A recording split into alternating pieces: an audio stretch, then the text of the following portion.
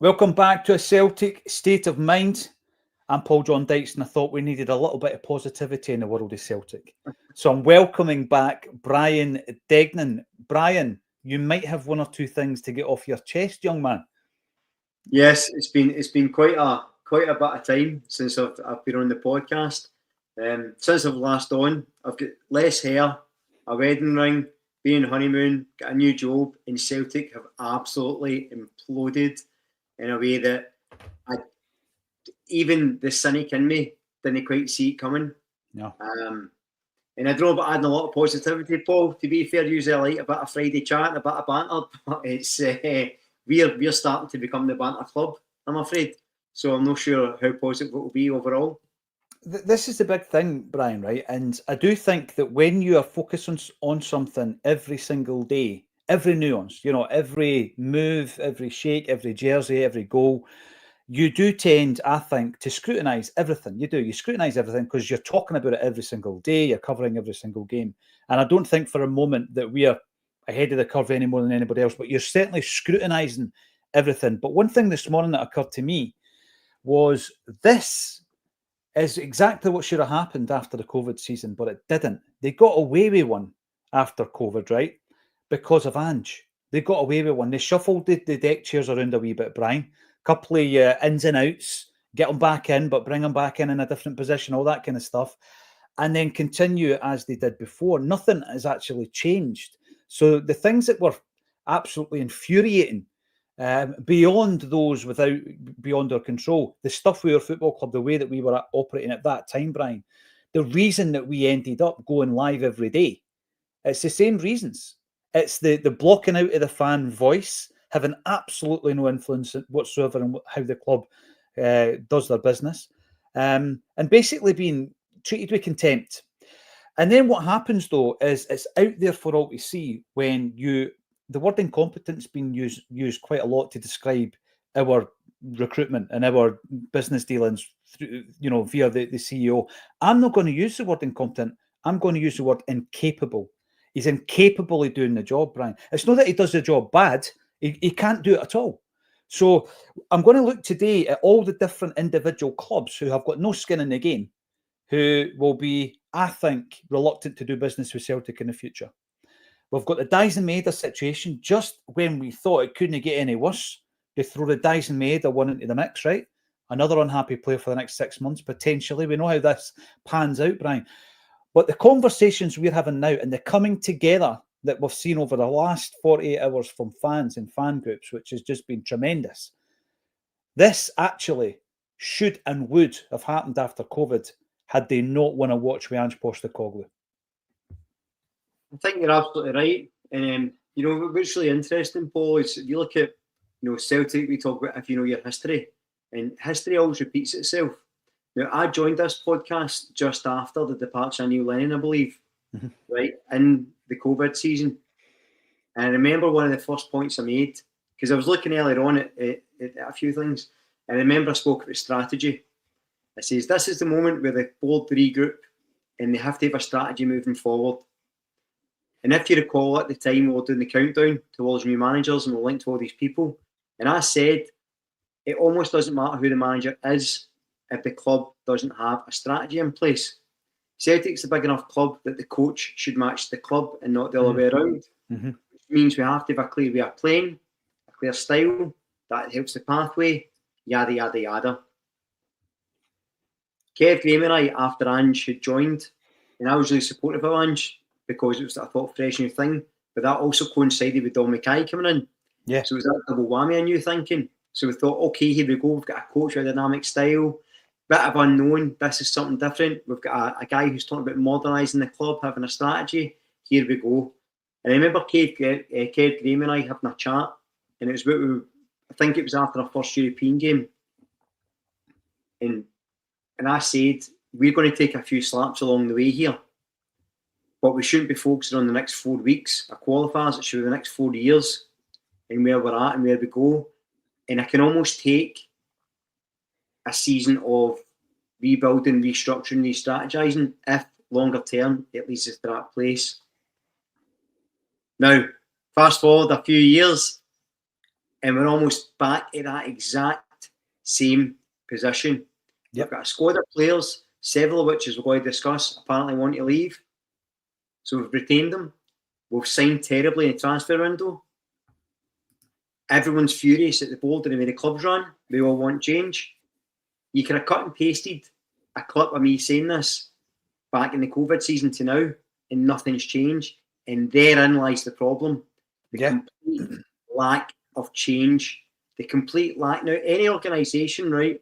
You look at any corporate structure anywhere, generally speaking, your CEOs last about 5 years, 4 to 5 years, right? It's usually quite quick, especially for a Celtic, you probably describe as a small to medium business, because it's not, well, now it's tens of millions of profit. What do they call it?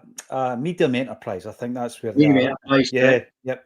So usually finding that there's quite a rotation of board members and CEO, etc., to keep it fresh, to keep it energized, to keep it moving. See if Dermot Desmond takes off his jacket, he's going to turn to sawdust. They've been there that long. He's like Tutankhamun. It's mental. Van Helsing will be in that boardroom trying to look for the mummies and the vampires, because there's something to life at the club. It's a shambles, and it's not changing. And to your point, it has to feel like this is the moment of change, and it has to be tangible. And it can't just be Peter Law coming out, sitting in his throne in the office with some poor guy he's battered into asking him the questions he wants to answer. He's handed him the script. Yeah, handed him the script. And what he's done is he's got rid of Michael Nicholson, and he's blamed him for everything. And he said, don't worry, we're going to reinvest every penny into the club. We're going to modernise. We're going to strategise. It's a brand new start. And then he gets some other yes man in from who knows where, and the cycle repeats. It's now became intolerable and unacceptable in the extreme, in my eyes. Well, it's really interesting that you go back to these times. I'm going to be touching on quite a few things today. Daizen Maeda is the big story. Please let us know in the comment section how we continually manage to put ourselves in a position. You know, you mentioned their COVID season, Neil Lennon. Okay, Neil Lennon came out after Ferencváros, and he said there's players in that dressing room who don't want to be at the football club. And we vowed at that point, let's not do that again. Let's not get to that point again. And here we are, because we're not speculating. We're not rabble-rousing. Daizen Maeda has spoken to the Japanese media. It's been translated from a credible source. We've been speaking this morning to Liam Carrigan to check out the sources. It's all kosher. He has spoken about the fact that he has asked for a move. He was getting his move, but because we couldn't do the business quickly enough on transfer deadline day, he's still at the football club. He refused to say who the club was because he's a decent human being and he doesn't want to create an issue. He says he's dedicated to Celtic, and that's fine, right? But see, it's not a decision you make. It's a subconscious thing, Brian, with regards to your approach to your work, your general happiness at your work, and this is his workplace. So that's going to be an issue. We also know that Yang, the much maligned Yang, was on his way out to Birmingham City. It didn't happen. So we've got at least two players who could be unhappy between now and January. You then look at the Europa League squad, Brian, and you think to yourself, we've brought in quite a lot of players. This is another thing that people throw at us. Oh, what are you moaning about? You've signed X amount of players. Right. We've signed Inamura, Yamada, Simpson Pusey, and Osmond this pre-season, and neither of the four are in the Europa League squad. Potentially, there's another 4 unhappy players. So before you know it, Brian, you've got half a dozen unhappy players. And if the half a dozen unhappy players have managed to build some kind of connection with 1 or 2 guys at the football club, which is the norm. I mean, Inamura and Maeda have been out and about, I believe. That's the norm, right? Then that can spread.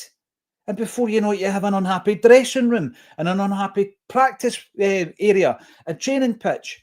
And before you know it, you've got an unhappy squad. So this is something that actually you brought it up. I wasn't planning even to make that comparison, but you've done it really, really well. We're back to where we were. I've got guys in that dressing room who don't want to be here. And there might be half a dozen of them. And that spreads, because this is just what we know about, Brian. So this is really frustrating. I want to start off obviously we've started off with the main positive, which is Brian is back, and you're being welcomed back. James Devine's coming in on X to say, I'm absolutely delighted to see Brian again, and congratulations on getting married. Yes, Brian, congratulations, young man. You've got your whole life ahead of you. Right, the fan movement. I think from day one on A Celtic State of Mind 8 years ago, Kevin Graham and I spoke about fan movements and, bucking the trends and all that kind of stuff. And it probably comes from, and it's not like, oh, remember the 90s Celtic down, all that kind of stuff, Brian. It probably comes from, I always use the example of being politicised from a young age, just because of my upbringing, my old man being a striking minor. So you're politicised without choosing to be, right? And then because of my point of reference, going into that early 90s period, I'm going to the games, I'm reading the fanzines, and you're caught up in that side of the sport that actually at that age, and I spoke to JP about this yesterday, we should be talking about, the players and the signings and Paul McStavey and the maestro and all that. But because there's issues at the club, you actually become politicised to the kind of the board message. You start to understand how the business of football works. You then, from that point forth, know every member of every board that's been at your football club. And I always go back to this. Some people must think we are off our heads, Brian, because not everybody's that interested in the people that run the club. They certainly couldn't name the entire board, but we as Celtic fans do. And I think a big part of that probably does go back to the kind of what happened in the 90s and the fact that we were staring down the barrel. But the fans have united, Brian. Fan groups, Celtic supporters groups, ultra groups. We've got podcasts, bloggers coming together under one common banner, if you like, in this open letter to Celtic. And then overnight, another 160 CSCs were added to that letter, and another 30 or something fan groups were added to the letter. We've now got over 300 Celtic fan groups representing tens of thousands of fans, all under this open letter. We've also got a statement by the affiliation and the Association of Irish Celtic Supporters Club. This is where a wee bit of diversion is probably required just to explain how this all works.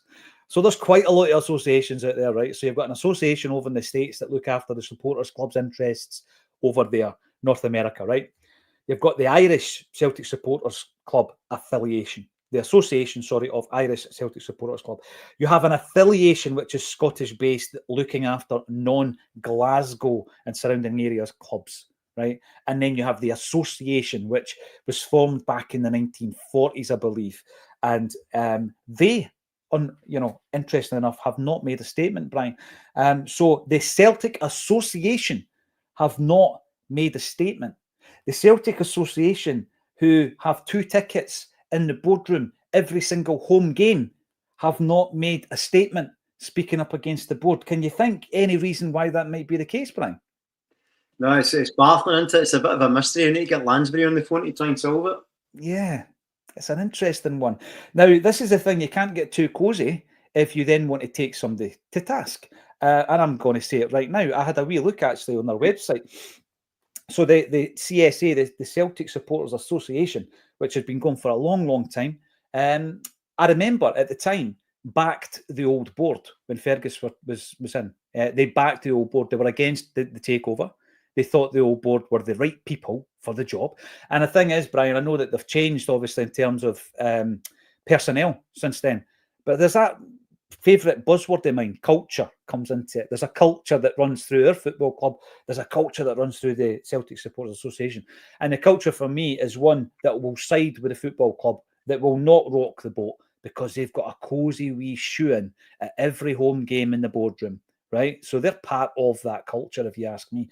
So they've not made a statement. I had a look at their website this morning. I don't mind calling them out. I mean, if any of you are watching this, correct me if I'm wrong. I had a look at your website today, and it's updated quite regularly, actually. The website's got wee blogs and stuff on it.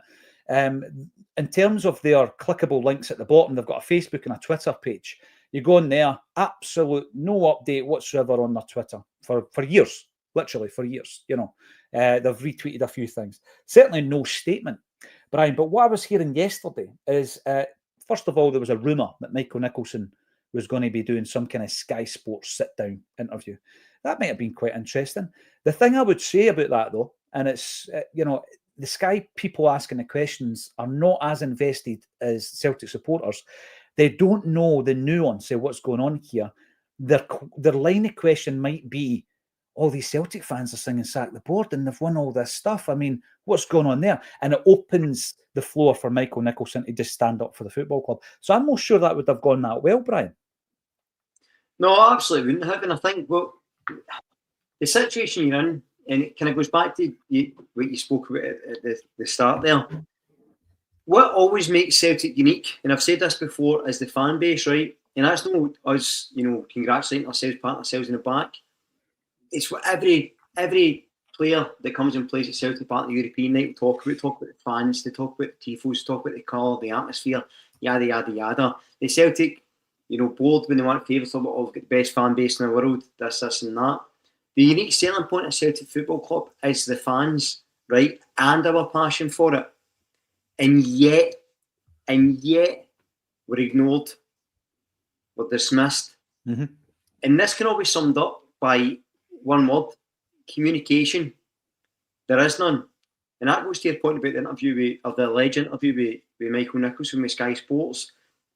He's not accountable to Sky Sports. He's accountable to you, to all these poor men, women and children that are spending all their pocket money, their wages, whatever, to travel to Celtic Park. Everybody that watches from afar that loves that club, everybody whose weekend's ruined because Celtic can't get their finger out, can't qualify for the Champions League. Everybody's got a vested interest in this club, loves this club. That's who Michael Nicholson's accountable to. That's who Dermot Desmond's accountable to. That's who the board's accountable to. No Sky Sports. No, it's just putting some soundbite to pacifise and tap us in the head and put us in the corner with crayons. That's unacceptable. It annoys the life out of me, as you may be able to tell, because just talk to the fans, explain what went wrong, explain what the rules are. We talk about Tidsdale, right? I don't know what he does. I don't know if it's his fault this has went wrong. I don't know if it's the other recruitment guys that don't even know their names. I don't know if it's the board, I don't know if it's Nicholson, I don't know if it's Desmond, I don't know if it's Long. We don't know. And the point is, we should know. Now, the reason we've got so much as a fan base, I believe, sort of interest in the board, interest in going on, isn't just the fact that we're a passionate support. It's the fact that they never communicate, so we don't know. So there's all these unanswered questions, like, how many times have you seen arguments between Celtic fans, whether on the chat, on social media platforms, whatever, about who's to blame? People are arguing amongst ourselves because we don't know who's to blame, because there's no accountability, there's no clarification, and as I said there's no communication, and it's unacceptable. And token gestures like giving it was like during the COVID seasons we spoke about, make comparisons with, and people got, was it the £50 gift vouchers for the Celtic store? Mm. I mean, do you remember when you were away and you used to get cards for Christmas off like your auntie or something, and you would look for money, right, as we all did? And some aunties would put in £20, which was a lot of money. Some would put in a tenner. Sometimes people would put in £1. And you think, and I always remember your mums and dads would go, was it sellotaped? Was a coin sellotaped on the card? Aye, right, but I just wish they hadn't a bothered wipe it, that's cheekier. And it's that thing, right? It's about how this message is delivered, what the intent is. And I think we're a board, and I know I'm being sort of like hearted about it, because if you don't laugh, you'll grieve, but that's the thing. And it's just, when you, I was thinking about it the other day, well, I've been thinking about it for a while, but imagine you're out with your pal, right? And your pal's not that good looking, and he's not really that funny. He's got a few quid, but he's your pal, so he's out a night out. You see a couple of lovely ladies, you think you chat them up. He's punching above your weight, but for some reason they take an interest, and you say to your pal, right, let's have a wee chat with him, and he goes, no, let's wait till later. I can probably do better. And you go, wee man, you're not great to look at, you've not much to offer, let's just, strike while iron's hot. No, let's hang off. Then it gets to 5 to 3, and then he decides to wander over and talk, and by that time, the lovely lady's met another lovely guy, and they're away. And you say to him, what happened there? And he goes, don't worry about it. You go out the next week, you do the same thing. And you say, that's twice you've ruined it now. Why have you done that again? And he goes, well, because, shut up. That's how. That's the Celtic board. When we ask, what's happened with transfers, what's happened with strategy, what's going on, what's not right, they go, cause, shut up. That's how. Because it's difficult. It's difficult to do transfers, Brian, but it only seems to be difficult for us. What do you expect when you put someone in a position to do transfers who's never been a CEO of any business, never mind a football or a sporting organisation? Therefore, they have never conducted these negotiations. And it's going to take me to the list that I've been compiling of football clubs that we have, and I put inverted commas in this, dealt with. We might never deal with them again because of the very nature of our approach. Would you You deal know, with us? Would you deal with us in this capacity as a football club? It's when you've had dealings with a football club, which we won't reveal, so you know how they interact with people. Am I well, not a football club that we're a laughing stock? this is again this big buzzword that I continually use, and it's the buzzword of culture. You mentioned before, Don Mackay, quite a lot of really interesting comments coming through, by the way, and I'm going to work my way through them. The Don Mackay question that, you know, when I speak to people at Celtic, regardless of what department that they're working in, and you utter the words Don Mackay, they will say something that's very similar to whatever anyone else at the club says, which is that he was a problem. He never fitted in. Oh, you know, and that's the problem because he never fitted into your culture, which is what the issue is. That's the toxicity of the culture when a Celtic season ticket's up at the park on a Monday morning and he's told to go and get a real job, USADO, because that's what I got one morning that I was up there on a Monday from someone who's been employed at Celtic since 1989. 1989. So this is a culture that's deeply embedded, and they've got a real contempt for people like me and you and loads of other people in the comments. And this is why I think the coming together has been so positive in the last couple of days. The last point I'm going to make, I was leading on to this, so I'm glad that Chris brought it up. The association are in a meeting with the CEO today. So the association are the guys that have not made the statement, have not made their position clear. They're hedging their bets, Brian. You know, they've got the nice comfy seats with the board in the boardroom, getting the prawn sandwiches at half time every home game. They're not going to rock any boats. But the invite, as far as I'm aware, was to the association, the affiliation, and the Association of Irish CSCs. So the three organisations were invited for a meeting with the CEO. And again, we're looking for engagement and we're looking for dialogue with people at the football club. If it's with the association, they're not going to ask any difficult questions. They are not going to ask any difficult questions because they're in the club's pocket. The affiliation, as far as I know, and this might change, aren't going to the meeting. They're not going to go to the meeting because of the issues that I've just described with the association, because they see it as a pointless endeavour. Now, in relation to that then, right, so I'm going to bring in some of these comments before I move on to all the football clubs that will probably refuse to deal with Celtic moving forward whilst the current regime is in charge. Brendan McCarthy, hail, boys. That is why Daizen looked like he checked out. See this thing, checked out, down in tools, all that kind of stuff, Brian. I get it, because you're looking at a player and you're thinking, right, Daizen Maeda's missed, 4 one-on-ones in big games, one against Kairat, one in the cup final, one against Rangers, two against Rangers. So there's four big misses that Daizen Maeda's been responsible for. He's only human, Brian. He's not deliberately missing. He's not deliberately not preparing for games. It's not in his culture, if you want to talk about that, because obviously Liam's educated us in the culture of Japanese footballers and how they approach their day-to-day business. We used to watch Kyogo and Hatate in the way that they would go out and they had concern for opposing players that were injured, or, you know, they would pick up rubbish as they were walking in the park. That's just a different culture, different approach to the game. Maeda wouldn't deliberately miss a chance. He wouldn't deliberately be unprepared for a game. But his head might not be 100% in the game, Brian. That's a huge issue. Well, the thing about it is, to your point, he's only human. And I think any player, look, if you're at a job and you're working your notice period, right? Wherever I've worked, I've never, down tools because it's my notice period. But you can almost guarantee it's not quite your absolute ultra best performance, because you know you're going to be leaving. If you're an athlete and a player, are you going to risk that 50-50 in case you get injured? Do you hesitate a wee bit? And then, now that the stories come out, you've also got the backdrop of other players that start to feel as if they're maybe trapped. So to your earlier point, you've got that sort of thing developing in the locker room because they're all young guys talking, going, I wanted to go, it doesn't matter. No, it's not because they hate the club. It's maybe another opportunity, maybe a better opportunity, maybe there's other reasons for it. We don't know that, so nobody's judging the players themselves. But the point being, if a player wants to leave, you need to let them go. Mm-hmm. Now, what we've got at Celtic at the moment, as well as Daizen, who I'm sure is still going to do a good job for us, but it should have been away if we'd have done our jobs properly. You've got a cohort of players who don't want to be there, so performances are bound to be affected. Probably unintentionally, subconsciously, but they're bound to be affected. But we've also got a manager who we're pretty sure it definitely isn't staying after this season and might not want to be there at the moment either. So there might be unity within the squad, but it's unity in the squad that none of them really want to be there.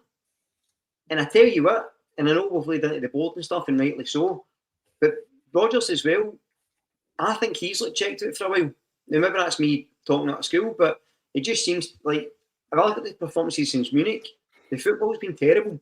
Mm-hmm. Like, we've not had that spark for him in terms of the on the park making changes. Like, he's stuck so rigidly to this system that isn't fit for purpose because we don't have the players to match it, and he's not changed anything. Now, I understand he's against a backdrop or stuff going on in the background, but if you've got a manager there who's so annoyed at his bosses that he's got one eye out the door, and you've got half of your first team also thinking about leaving, what chance do you have on the park? Then you've got the atmosphere that I spoke about at the start. That's going to be toxic because everyone's going to be getting nuts at the board. Mm-hmm. So if performances start to go and fans start to get on, get their backs up, and as I say, rightly so, boo, when it's not going well, that's going to have a further detrimental effect. And then the only thing we can do as supporters is support the club, support the players, cheer them on, hope they win. But that's going to suffer on the park. It's inevitable. Now, the tribute act across the road are rotten so far, but that might change. Hearts, they look as if they've been decent at the start of the season. They might come. We need to keep our eye on the ball on the park as well. And all focus has to be on the football because that's the only thing anyone can affect at this stage. But my fear is with everything else going on and all the noise and all the stuff going on, it's not going to. And the thing about it is, just one extra thing that I meant to say earlier. Seeing you talk about that unity, Paul, with the fans, the amount of people coming together. I remember I wrote an article when I was still writing articles during COVID, and I wrote about the Celtic Civil War. And it was about the amount of discourse. It was really toxic, and some fans were blaming the manager. Lennon was getting it, the board were getting it, each other was getting it. This time it feels different. It feels like, look, Celtic fans in the comments, they all love Celtic. That's why we're here, right? They probably think I talk rubbish. They probably think you talk rubbish. That's okay. But the one thing we can all agree on is that something isn't right and it needs fixed. And that's the difference for me. I think this time more than any time I can remember, obviously Ferguson McCann aside, it feels like people are aligned and actually going, do you know what? We disagree on how we're going to do this, but we are going to do this. And I think that's really important. So it's just something to mention earlier that I forgot to add in. No, you're spot on there. As I say, I'm going to bring in as many comments as I can today because there's a lot of emotion running through the Celtic fan base. I don't think a lot of fans of other clubs understand exactly what it is we're trying to do here. This isn't about the number of trophies we've won. It's not about that at all. It's about maximising the potential of this football club and ensuring that the football club doesn't just become a clique to such a degree that the fans who actually financially back the club every single week, every single season, every single merchandise drop are outside of the circle, and there's an inner sanctum, because that cliquiness was what became the downfall of the previous board. Now, with regards to Daizen Maeda, what I would say on this as well, Brian, is we're talking about European progress, and up until a certain point, buoyed by last season's performances, you're thinking, yeah, we can do something in this reformatted Champions League. We can compete at a level. We could be one of the middle league table teams that might end up getting a playoff, and we can do that consistently, and that's progress. That is progress compared to what we've done in the past. This season has just basically put a blowtorch to that, and absolutely just set it on fire. And the thing with that annoys me is that in order to do that and make the progress, I think at the same time, I certainly would accept that Celtic have a trading model that means, and you only need to look down the seasons for the past X amount of seasons, we generally sell 2 first-team players from the squad, and we generally make a hell of a lot of money off those two players, and we kind of move on. So last season, it was Matt O'Reilly and Kyogo. This season, obviously, Kuhn was away. Maeda was earmarked. Maeda will probably be away in January now that this is broken. I don't think that's an issue as long as you have a cycle of quality coming in. And that means every window, Brian. 2 windows a season, quality has to come into the football club. And the quality that comes in, let's say, in January of this year, once that gets to the point 2 or 3 seasons down the line where that individual's at the end of their cycle and they need to leave the football club, you're fine because you've been constantly bringing in a level of quality. We're not there.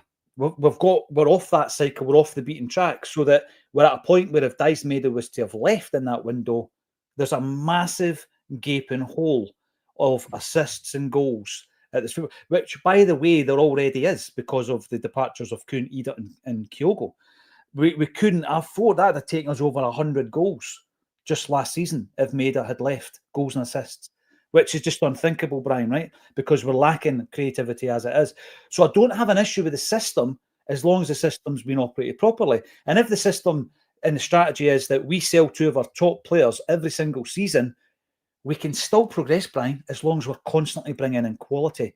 And that's where the issue is. Because since Brendan Rodgers came to the football club, and we're now into transfer window number 5, since Brendan returned, how much quality has come in over the 5 windows? Well, it's not even just quality. It's the right player for the right position. So currently, we've got Osmond, Shin, Kenny, and Acsom as our 4 strikers, right? None of which you've got to have much confidence in, to be fair, right? Let's just be honest about it. On the left wing, we've got Jota, Maeda, Balakisha, and I don't even know the new guy's name. I'm not sure how to pronounce that. Sebastian so-and-so. All predominantly left wingers. Yang, another one, plays in the left, cuts in. On the right wing, the only player that's getting experience playing there is James Forrest. How's that for squad management? It's outrageous. We've got no cover in that number 6 role for Callum McGregor, who isn't even actually a number 6. If we keep Yang, because there is a small chance that we might actually sell it at the Belgian market in the next 3 days because there was interest from Ghent. If we keep Yang, Brian, the issue I've got with this is that even though there's been quite a churn of players coming in, going, you've got James Forrest as a right winger, you've got Yang as a right winger, and that's it. Because the 2 other wingers that we signed, Sebastian Tunecki was the other player. The other 2 wingers that we signed are predominantly left wingers. Balakisha as well, who started against Rangers, left wingers, right? That's what I'm saying. It's nonsense. So it's really imbalanced, isn't it? It's nonsense, and it's imbalanced all over. Like, when you're talking about bringing quality in, and that's what I talk about, having a strategy. Like, you've got to just look at, okay, this player's ready to leave. There should be someone scouted 6 months in advance all the time for every player to drag and drop in. This is what I'm saying about the club kind of mode. See, we talk a lot about teams like Copenhagen, about Club Brugge, we're comparing it to them. But see, if you look a bit loftier, look at like teams like Dortmund, for example, right? Dortmund, I think, are the benchmark in terms of this sort of model, but they play the same way, right? Formation changes, but it's high intensity, pressing, athletic. They've got fast wingers, fast fullbacks, they swarm the midfield. So the coaches come in and they coach that style all the time. So it makes scouting easier. It makes youth players come up easier because they'll know how they want to play, what physical condition they need to play, what attributes they need to have, and they go from there. We scout based on, he looks like maybe a decent player. But that only works if they fit what's there, or there's a balance. Like Bernardo's a decent player, Engels is a decent player, McCown's a decent player, Negrin's a decent player, Hatati's good. They're on the one bit. It's staying for 2 positions and nobody to cover Callum. Like, there's no plan there, there's no strategy. So to your point, it's fine to sell a Matt O'Reilly or a Kyogo if you've got a similar player that fits that profile. So I'd say before one time they were talking, and going back in time again, it was when Andrew was here, and we're talking about, is Kyogo the best striker since Larson? And I said, he's not the best striker in terms of ability we've had, but he's the most effective we've had because he fits that system so perfectly, right? Then Rodgers comes in, changes that up, fine, right? But that's the problem, because when you change things up, you then need to re-recruit, and then the youth guys need to start playing a different way to fit your system. And then when you get recruitment wrong as well, you've got a churn of players and a change of style every couple of years, and you can't rely on that getting it right for the players are signing in. It doesn't make any sense. So, like, for the footballing side of things, it's terribly run. And I'd actually suggest, based on, again, your point about the Champions League, as a business that's poorly run. The Celtic board, Peter Law, these guys get a lot of credit for the money they've made. And I'll hold my hands up. I've been probably, more than anybody, the person that sort of tried to play devil's advocate with the board at times. I mean, like Law and guys like that tried to say, well, look, let's think about it maybe a different way, blah, blah, blah. And I'm embarrassed at times I've done it because it's so apparent they don't know what they're talking about. I've said several times they're millionaires that should be billionaires because they're so risk averse and so sort of like there's such a lack of ambition, they can't take that next level.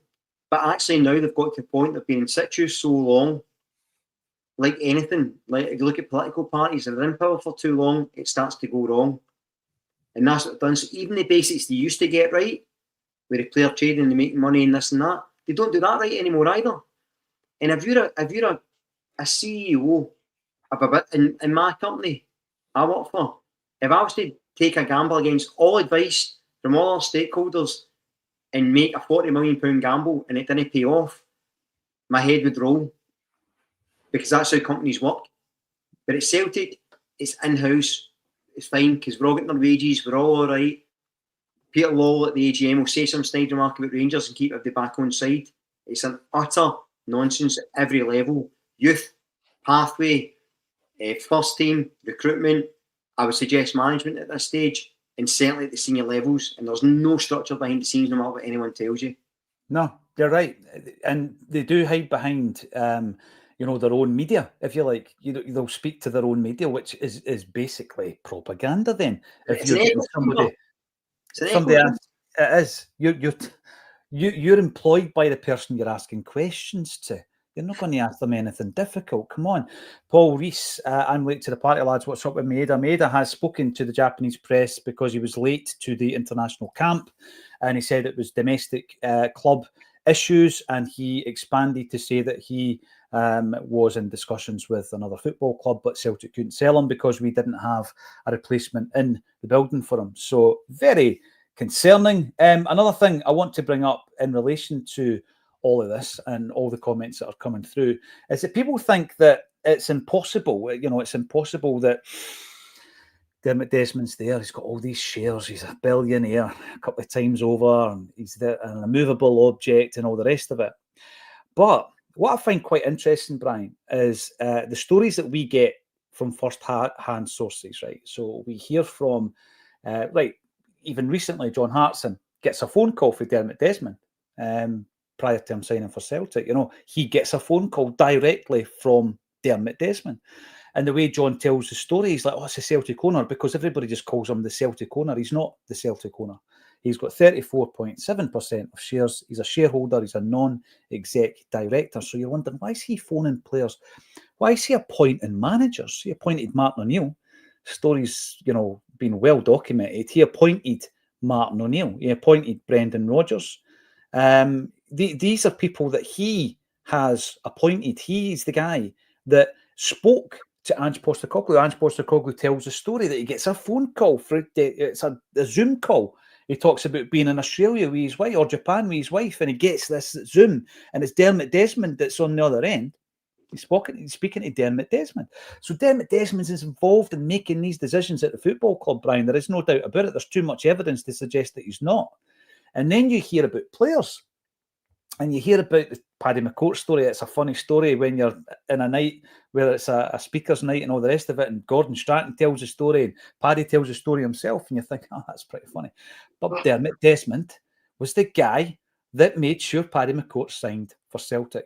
There's rumours, although I've never spoken to anybody around the move, that Robbie Keane was the same. And then over the last week, we hear that Luke McCowan, I was quite surprised at this one, but Luke McCowan apparently was a Dermot Desmond signing, or he identified them and said, go and sign that player.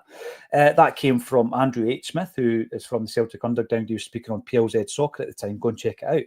So you've got all these different examples, right? And all I'm going to say, this is just information that's out there in the public domain. I'm just going to say it. You can make up your own mind, right? So Dermot Desmond holds 34.7% shareholding in Celtic. We all know that, Brian. People at the club are happy for him to control the show. He shouldn't be with that shareholding, but he does. Dermot Desmond also holds 25% of shareholding in Shamrock Rovers, and he bought that shareholding in 2019. So there's 2 football clubs that he has a shareholding in. And during that period, Liam Scales signed for Celtic from Shamrock Rovers in 2021. Don't know who was responsible. I'm just saying Celtic signed a player from Shamrock Rovers. And Celtic loaned out a player twice over 2 seasons, Johnny Kenny, to Shamrock Rovers. The issue that I can see with this is that there is a UEFA Article 5, which is listed as integrity of the competition, multi-club ownership. So I was looking at that this morning. Subsection A3 states that no club participating in a UEFA club competition may either directly or indirectly be involved in any capacity whatsoever in the management, administration and or sporting performance of any other club participating in a UEFA club competition. That's an issue. That's a big issue, I would suggest. If you have got shareholding in 2 different clubs that are playing in UEFA competitions, and you are making these decisions, because we've just been told from various managers, Brendan Rodgers, Ange Postecoglou, and Martin O'Neill at least, that Dermot Desmond was the man that appointed them. He was also the guy that brought Paddy McCourt to the football club. He was also apparently the guy that brought Luke McCowan this season. That's something that I think needs to be scrutinised if you want to start questioning the football club and the ownership of the football club and who controls the football club, Brian. Because if you're not doing it right, then actually you're maybe not as powerful as you should be at Celtic Football Club. And if you're looking for a reason or a way to actually rock the boat, there it is, in my view. There it is. Because that is a conflict of interest, is it not? Well, I think we're looking at Celtic to have a degree of corporate governance and transparency, and that's been sadly lacking. So nothing would surprise me. Obviously, we don't know. We're just looking at the information that's available, but you look at it's kind of emblematic of the problem at Celtic in a lot of ways, like things like that, because what it shows us, there's a culture of we do things our way and doesn't matter what anyone else thinks, but ultimately it'll matter at some point. And I don't think we, are the type of club or business that wants outsiders looking too closely at what's going on. And we should, because clearly there's things that aren't fit for purpose. And I say corporate governance may be one of them. Well, it's a big concern, because if you're breaking rules, then you're going to get the club into a problem, into bother, aren't you? Going to get us as a football club into some real issues. You're going to have to answer some difficult questions at that stage as well. All I've done there is just stated some facts and quoted an article. You can join up the dots yourself. Paddy Lavery, did Desmond get Roy Keane as well? He was the man behind Roy Keane. I still think there's an itch that he wants to scratch, actually, when it comes to Roy Keane. I wouldn't be surprised. I don't know what's going to happen beyond this season. I can't even bring myself to look beyond this season, Brian. Bob Lilly, Maeda is being blocked. A transfer is another example of a poorly run club. Assist his transfer, otherwise end up with malcontent. There's a nice word to describe Celtic fans. Unhappy player that regresses the first team squad. Right, so we're talking about a poorly run football club, or that department anyway. Right, I tried this morning to list the clubs that we might have annoyed a wee bit in the last window. Go Ahead Eagles. So their director came out and, embarrassed us actually in the press. Birmingham City thought they had a winger. Last minute they didn't, so they had to go and buy Paddy Roberts instead. Anderlecht. So we lowballed them, didn't we? We lowballed them in a big, big way, and we lost out. Feyenoord, lowballed. Sarpsborg, Swansea City, Daizen Maeda, Plymouth Argyle, didn't get back to them on the Stephen Welsh thing. Strasbourg, Hammarby, and potentially, and I'm just going to say potentially, Brentford, because that was the club that was linked to Daizen Maeda. We've been called out by former player Benjamin Siegrist. We were recently called out by Carlton Cole. You can boo and hiss in the back. Who called Celtic a Mickey Mouse club to deal with. So it's not about an entitled fan base, Brian. It's about players that you've dealt with, ex-players and otherwise. It's about clubs that we have been dealing with, and it all comes back to the running of the football club. And I'm not even going to say the incompetence. I'm now saying you're incapable of the role of getting these deals done. What are the club going to do, though, Brian? Because there's an overwhelming body of evidence now, isn't there, that we're not doing this right? What's going to happen next? Because, as I say, Dermot Desmond's the immovable object, isn't he? He's the immovable object. He won't speak to fans. He's not really interested in what we've got to say, unless he's listening to this podcast and he wants to send me a cease and desist letter. But the way in which I presented that information was just information that was in the public domain. So what can you do, and how will they react, do you think? I mean, in terms of how we react, I think what they'll do is what they always do. They'll bury their heads, they'll put out a sort of mock statement and try and get people inside and hope the football takes care of itself, and we all forget about everything that's going on. It's fairy dust, it didn't happen. I think that's probably what they'll do. What they should do is, as I said, they need a complete restructuring. They need to get fresh energy on the board, change their non-exec directors, change the CEO, get a plan in place, football director, etc., all that good stuff.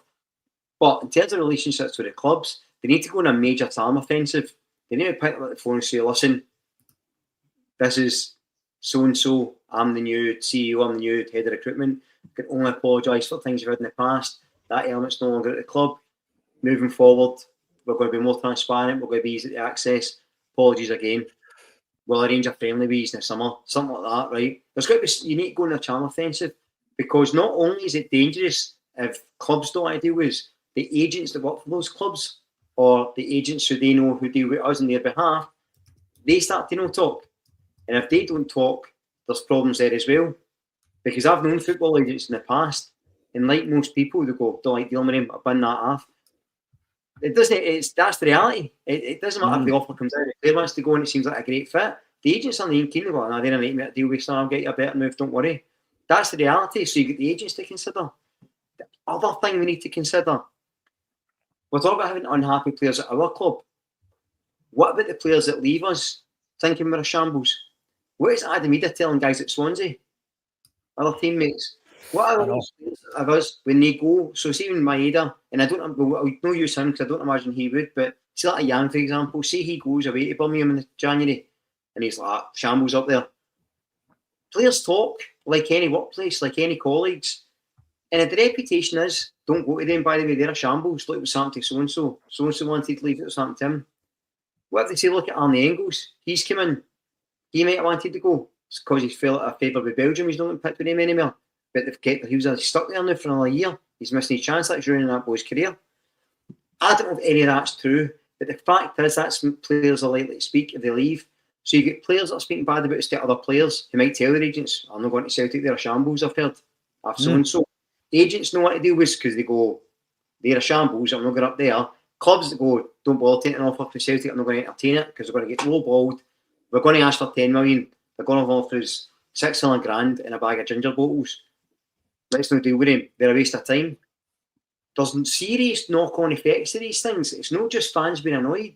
The reason we're annoyed isn't because we never spent 11 million on a player. I don't care how much we spend on a player. It becomes irrelevant to me if it's the right player coming in the right position, in the right profile. Like, I'm a big Arne Engels fan. I love him as a player. I think he's an excellent player, loads of potential. But it's not really working because it does look quite the right fit for how we play. That should never have happened. Negron looks like he might work. He wasn't as expensive. The money itself isn't the problem. It's the lack of thinking, the lack of strategy, the lack of planning. And it's detrimental to the club, not just this season, but for future seasons. Because the football world is not a big world. And these guys know each other a lot.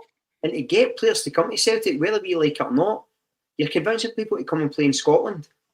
The only attraction for a lot of players, apart from the fans, which the club already dismissed, is the fact that they can get Champions League football, which they're not going to get. So we're trying to attract players to the club, but we're saying you can't Champions League football because the club's no signing players before it. We're offering it a practice. We're a shambles to deal with. Agents don't like us. Other clubs don't like us. We're going to come and play against St Mirren 4 times a season just because we're Celtic. I don't think that's going to wash. And you're making it a harder sell, Brian, you know. And it shouldn't be. It should be the easiest sell in the world. You were the next big thing at Norwegian under 21 level. It didn't quite work for you at Bayern Munich. You went on loan. Come to Celtic. We get in the Champions League for 2 years. Score a couple of goals. You get a move to the Premier League. Bang. The cycle. Then you have your spinier players like your McGregors, etc. in the team long term, and you rotate the other ones in and out. And it should be the easiest sell in the world. Great European nights, great fan base, easy to deal with, transparent. Aye, we'll sign you in a 5-year deal, but we'll sell you after 3. Don't worry, there's no issues there. We'll stick to our word. But the more you go back in all those promises, not just to the fans, to the players, to the agents, to the business partners, to the sponsors, to UEFA, it's a nonsense and it has to stop. And as I say, I've said before, and I've got grief for it, I always try and play devil's advocate where possible. Mostly because I like debate and discussion, sometimes because I believe it. But this time, I absolutely cannot. And look, I'm not capable of a John Hughes or Jim Law level rant. I don't have it in me. They're a cut above. But I just think if they can't see what I can see, or the independent football people or other business people can see, I don't know what we do unless there's complete change. And in the summer, after this season, we are going to have to attract a new manager. And that's going to be difficult as well, because you can't be selling all these dreams of Champions League, Brian, where we haven't shown enough ambition to get there this season. And it's been well publicised, you know. It's been an embarrassment in actual fact. Now, we've got Tim Alloy, who says you should check out Harry Brady's pod, Celtic Underground. He's saying that as an NED, Desmond shouldn't be making executive decisions, says he is contravening Articles 171 to 175. I've seen a short clip of that, Tim Alloy. I've seen that on the socials, and I will check it out. But these are the things. It's like when you are in contravention of articles and regulations, then, you know, there is a way of breaching that immovable object, Brian, you know, and if any fan base is ever going to pick through all the detail and find a way, it's going to be the Celtic fan base. It is. AR says Mickey Mouse wears a Celtic watch. Oh, I'm just thinking of the AI image. Jungle Lion, always great to see you coming in. Ban the Ultras will be their next move, and they'll make it worse. Wouldn't surprise me. History tells us that's how they're going to deal with this. They're going to say, right, they'll turn up the PA system and drown them out. Yeah, Harry Brady, you're a bad guy for saying that. Paul John Dykes, you shouldn't be saying that. What, just stating some facts, just throwing some facts out there. And, you know, the Ultras, you shouldn't be becoming organised and getting people together. That's not good for us. Well, you know, this is the way that they deal with it. Robert, you're in, and probably Man City. That's a good point. We're probably annoyed Man City with regards to Simpson Pusey coming in. He's been at the football club now almost a month, never kicked a ball, Brian. Never kicked a ball, and he's not in the European squad. I mean, he sat on the bench against Kyra, and then he's now not in the European squad. He's a young player. This is a development move for him, and just a development move because we can't buy him afterwards, and we're not even playing him. So I don't know what that's about, because the club don't talk to us. Is it because he wasn't one of Brendan Rodgers' signing, a la Inamura, Yamada, which he's already confirmed, Brian? He's already confirmed they weren't his players, they were club signings. And Osman, who was quite clearly just a punt for a young guy coming in, a development move. I hope it works out for him. Brendan Rodgers, seriously, was he going to target an under-23, a B-team player from England? I don't think so, to replace our Kyogo. So these are the things that you start to question. Is JSP also in that category? Is he going to get any game time? We know that Brendan Rodgers shares your views on Dane Murray, Brian. Since the last time you were on here, he's now there. He's in the first team. He's been talked up by Brendan Rodgers, and he's probably going to play more games this season than JSP. I think, you know, the Pusey signings are an interesting one, because I remember at the time, I thought, loan an option to buy, that's how we should do business. And he said, no, just a loan. And you go, well, with her, because he's not going to play over Carter Vickers. Rodgers fancies Dane Murray, as he should. He's going to play over Scales and Trusty? I'm not sure. But okay, if he's good enough, maybe we need that extra boost. No, he's not playing at all, he's not listed for Europe. So what is he doing? Is he literally went to playing league games and Champions League games for Man City to come up and sit on the bench against Dundee United? Because that's what he's going to do, because he's not going to play in Europe, he's not registered. So what's happened there? The Anamura, like, it's see when you say things out loud, right? Realise it sounds ludicrous. So you go, we signed Osmond under 21, is he going to play? Don't know. Right, okay, what about this Japanese guy? We'll sign him. Is he going to play? Don't know. Right, we need 2 other strikers. Aye, sign Celida. Right. We're going to get 2 other in. Aye, so what's going to happen to Kenny? We're going to put him out on loan. No, I'll give him a new contract. What are you talking about? Right, all right, well that's fair enough, right? Right, well we need at least 2 right wingers and a left winger. We'll give you 2 left wingers. Right, all right, that doesn't make a lot of sense. Right, need backup centre half. We'll give you a boy from Man City. Oh, good. Want to buy? No, just a loan. All right, but we're not going to play him in Europe. Right, okay. Right, we'll left back cover Kieran Tierney at least. That'll be good, right? I've seen a Japanese guy. We're going to play him. No, he's crap. We'll put him out on loan. What are we talking about? It's madness when you say it out loud. It doesn't make any sense. And what it shows us, I've heard this thing about, we've got club signings and you've got Rodgers signings. No. Pick one. They're either Celtic signings or they're not. That's it. If Rodgers doesn't like it, he should never have come back. If the board don't want Rodgers signing his players, they should never have took him on. Pick a lane. Then we can at least scrutinise that lane based on how it's performing. So if the model is we get these guys, these club signings coming in, the Anamuras of the world, the Rosmans of the world, and they're the first team players, fine. If it's a disaster, we don't know what to do again, but at least there's a clear strategy and you can test and learn from it. But you've got Rodgers going that way, the club going that way, the players getting fed up because they don't know what's happening. So Osmond's came up, he's not going to play, you're going to sit on the bench. Signed Shin, don't know what's happening to him. He's reeks of Patrick Kamala for me, he just runs about a lot. Kenny signed a new contract. Is he the first team striker? And then you've got Iniucho, who's been on the Kasper Schmeichel diet. It's utter shambles. And as I keep saying, it's going to affect it on the park as much as off the park.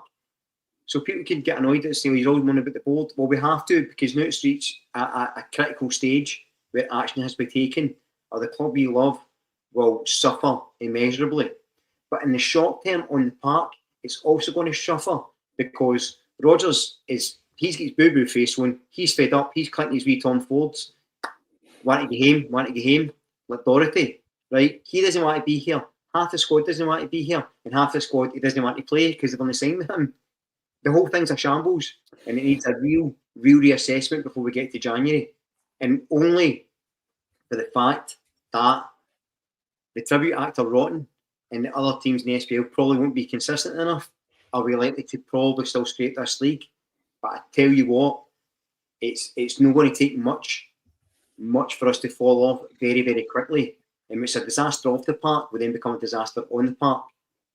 And then you see real toxicity moving forward. Yeah, you're right, because we do have to maintain on the park, Brian, that level and that standard of being the league winners, which is always your bread and butter. It's always a priority, first and foremost, but there's a lot of other things happening. A perfect storm can happen. We've seen it before. I'm going to use the exact quote that has been used by Liam Carrigan, our Japanese correspondent, when it comes to Daizen Maeda and what has been said. He said, "I received an offer. I had been telling the club that I wanted to take the next step, but Celtic hadn't been able to strengthen their squad properly. So in the end, they told me they couldn't let me go." So that's the words that Liam Carrigan has used in his blog to cover the Daizen Maeda story. I received an offer. He'd been telling the club that he wanted to take the next step, i.e. leave Celtic, but Celtic hadn't been able to strengthen their squad properly. So in the end, they told me they couldn't let me go. So that's what's been said. And that's what we're reporting, because we are going to trust Liam's interpretation of this as someone who is based in Japan and who speaks Japanese and who has looked at the source information, i.e. the original interview, and that's exactly what he's come back with. A couple of things I want to shout out. John Thompson, fellow Fifer, Prince of goalkeepers, passed away 94 years ago now. That's incredible that we'll be seeing a centenary in 6 years' time. And he died for Celtic, aged just 22.